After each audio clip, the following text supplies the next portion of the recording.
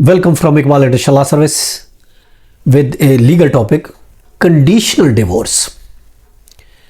देखिए, कंडीशनल मशरूत तलाक ऐसी तलाक जिस पर कोई शर्त लगाई गई हो, शर्त लगी हुई तलाक। व्हाट लॉ सेज, कानून इसके बारे में क्या कहता है? देखिए, दोनों पार्टी हस्बैंड एंड वाइफ मिलकर कोई शर्त लगाते हैं, तलाक की सूरत में कोई एग्रीमेंट बनाते हैं या फिर निकाहनामा में दर्ज करते हैं और एक अलहदा से डॉक्यूमेंट्स बनाते हैं कि अगर तलाक होगी तो इन शराइत की बुनियाद पर होगी, वरना तलाक नहीं होगी। अगर हस्बैंड देगा तो इन शराइत की बुनियाद पर देगा, वरना नहीं दे सकता। या बीवी अगर खुला या तलाक लेगी वो भी इन शराइत पर लेगी, वरना नहीं ले सकती। देखिए, कानून ये कहता है, हम डिटेल में भी जाएंगे, कि ना तो खुला मशरूत हो सकता है और ना ही तलाक मशरूत हो सकती है। सेक्शन 7 अगर family code Muslim family law ordinance 1961 का सेक्शन 7 देखते हैं तो सेक्शन 7 एक गैर मशरूत है। सेक्शन 7 में कहीं नहीं लिखा गया कि तलाक मशरूत भी हो सकती है या शर्त के जरिए तलाक हो सकती है। इसी तरीके से खासकर कॉलम नंबर 19 में, निकाहनामा के कॉलम नंबर 19 में खासकर कोई ऐसी शर्त लिख दी जाती है तो हम आपको बता रहे हैं, कुरान मजीद की सूरत अल बकरा है और सूरत आज़ाब है। अल बकरा की आयात है 2-7 और दूसरी है 2-8। इसी तरह का सूरत अल आज़ाब की आयात है 1। इसके अलावा सही बुखारी है, उसकी हदीस नंबर 235।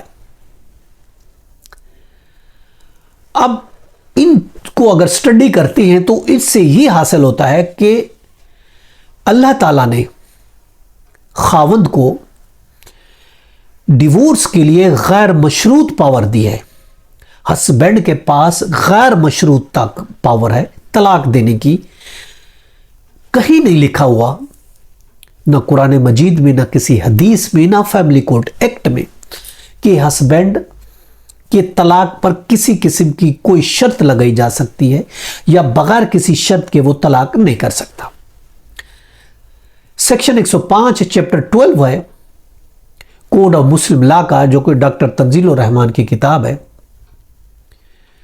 कहा गया है, it is lawful of the husband to delegate wife the right of effecting divorce. In that event, however, his own right of effecting divorce shall not lapse. Clearly लिखा, ये इसमें लिखा है chapter 12 section 105 code of Muslim personal law में, कि husband बीवी को delegated power of divorce दे सकता है। हस्बैंड अपनी बीवी को शर्त की पावर दे सकता है कि बीवी भी तलाक कर सकती है, लेकिन उसके साथ साथ उसकी अपनी जो तलाक देने की पावर है वो खत्म नहीं होगी। ये नहीं है कि उसके पास सिर्फ एक पावर थी तलाक की और वो उठा के उसने अपनी बीवी को दे दी, अब उसके पास कोई पावर नहीं, ऐसा कुछ भी नहीं। अगर वो अपनी बीवी को डेलीगेटेड पावर वो दे भी देता है तो भी उसके पास अपनी ताकत, अपनी पावर फिर भी रहेगी। इसी तरीके से सेक्शन सब सेक्शन 1 है सेक्शन 7 का मुस्लिम फैमिली लॉ ऑर्डिनेंस का। रूलिंग हम आपको दे रहे हैं, जो कि रिपोर्टर केस है Mohammad Sajjad versus ADG Jalalpur Pirwala, reporter case है 2022 CLC pages 7-9। Husband has the absolute right of the divorce as condition description in Sharia is not allowed. अगर हम कानून की बात करते हैं, जो कि रिपोर्टेड केस है मोहम्मद बशीर वर्सेस मुसम्मद सरवर जहां का, जो कि रिपोर्टेड 2008 SCMR है, पेज 186 है।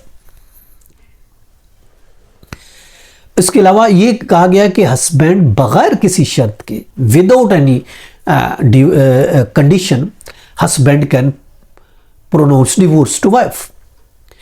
हस्बैंड को ये इजाज़त है, हस्बैंड एक विदाउट किसी आज़ाद है डिवोर्स करने के बगैर किसी शर्त के, जैसे कि रिपोर्टेड केस है मुसम्मत जीनत बीबी वर्सेस मोहम्मद हयात का, जो को रिपोर्टेड है 2012 212 CLC पेज 837 837। इसी तरीके से दूसरा केस है मोहम्मद आसिफ वर्सेस मुसम्मत नाजिया का, जो कि रिपोर्टेड है 2018 CLC पेज 1844। इसी तरीके से एक और केस है रिपोर्टेड जो कि दाऊद अहमद वर्सेस ADJ का रिपोर्टेड है 2024 YLR पेज 2680 2024 YLR पेज 2680। इसमें भी ये कहा गया है कि हस्बैंड के पास अनकंडीशनल पावर है, वो अपनी बीवी को तलाक दे सकता है और उस पर किसी किस्म की पाबंदी नहीं ली जा सकती, ना किसी एग्रीमेंट के थ्रू लगाई जा सकती है और ना निकाहनामा के में कॉलम 19 में। ये था आज का लेक्चर। इजाज़त, कल फिर मिलेंगे। Have a nice day. अल्लाह हाफिज़।